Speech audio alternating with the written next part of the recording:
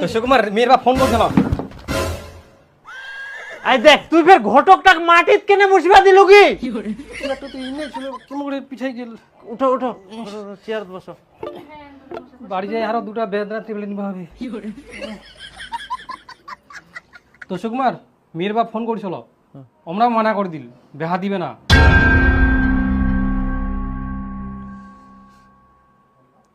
আচ্ছা বাবু কি করা যাবে, মুই দেখুন আর ভালো।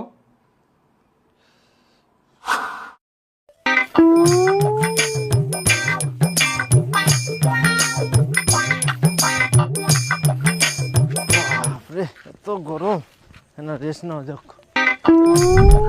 এখানে এত বাড়িয়া রে বাপ, কাজ কাম করিয়া শান্তি নাই বাপ রে। মনে কোনো ঘাস কাটি কাটি ভুড়িটো কমাম, উল্টা আরো ভুড়িটো বাড়ি যাহা। কাকা শুধু ঘাস কাটলে কি ভরি কমবে? না খেয়ে থাকতে লাগবে, তবেই তো ভরি কমবে নাকি?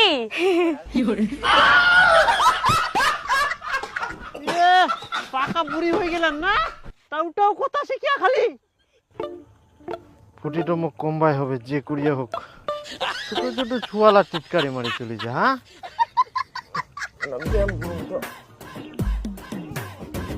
হ্যাঁ ও কাকা কি করছেন তে? জলে পোঙালা মতো উঠানামা করছেন। ব্যায়াম করুন ভাতিজা, ফুটিটো কমবা হবে। এই এরকম বুটন দিলে ভুড়ি কমে যাবে। ভূষণের পরে যা গরম পড়ছে কাকা, আর ভালো লাগে না। কি বলে ওটা জল বেরায় না, রেস্ট করা। আচ্ছা আচ্ছা বসো। ও কাকা একটা কথা। হ্যাঁ ভাস্তা কি কথা?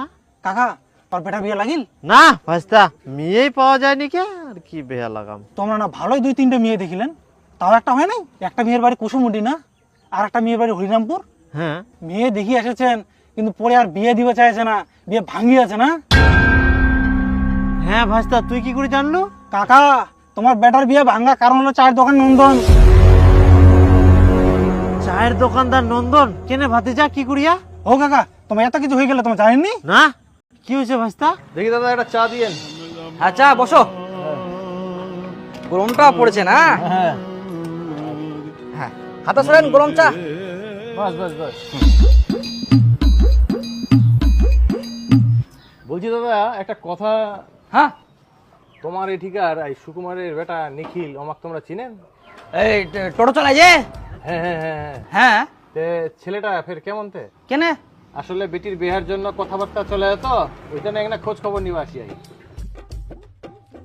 বাপরে সুকুমারের বেটার বেহা দে।